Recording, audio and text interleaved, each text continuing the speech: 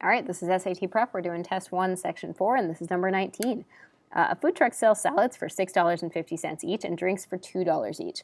The food truck's revenue from selling a total of 209 salads and drinks in one day was $836.50. How many salads were sold? Okay, so here's what we know. We know that, so I'm going to call X the number of salads, right? And I'm going to call Y the number of drinks. Okay, so the first piece of information I know is that 209 things, like 209 items were sold. So X plus Y equals 209 because that's the total items, right?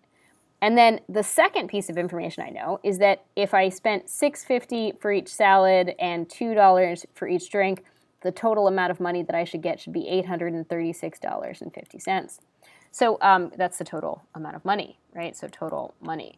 So I basically have a system of equations that I can solve any number of ways. Honestly, one totally acceptable option is if you're good with your calculator, you could use matrices, right? You could go ahead and make this your A matrix. You have a variable matrix of X, Y, and you could use 209, 8, 3650, right? And then you could just call this matrix A, call this matrix B, and to get your X, Y, you would just do A inverse times B, right? And that's totally fine. Like that's maybe the fastest option, and I'm going to walk you through that if you wanted to do it. So I'm going to do second matrix, right? I'm going to go over to edit. I'm going to pick A. I'm going to make A a 2 by 2 matrix.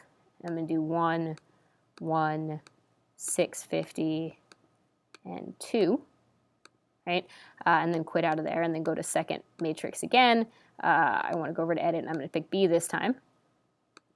Make B a 2 by 1 and use 209 and 836.5, right? And then quit out of that, right? And I'm going to do second matrix, and I want to use A inverse second matrix B, right? And I get that my X is 93, so what I got was X, Y, right, is 93 and 116, right? And we were asked how many salads. Well, salad's what I called X, so it's 93 salads, which is answer B. And that's fine. If you didn't want to use matrices, right, so like another option, if you don't want to use matrices, you could use elimination or substitution. If I were going to use elimination, I would probably take this top equation and multiply by -2, right? So that would give me a -2x minus a 2y equals a -418.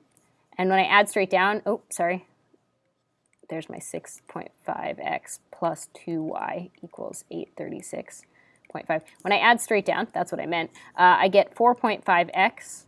The y's would cancel, which is the whole point. And then I get whatever 836.5 minus 418 is, which I would definitely use a calculator for because there's no reason not to.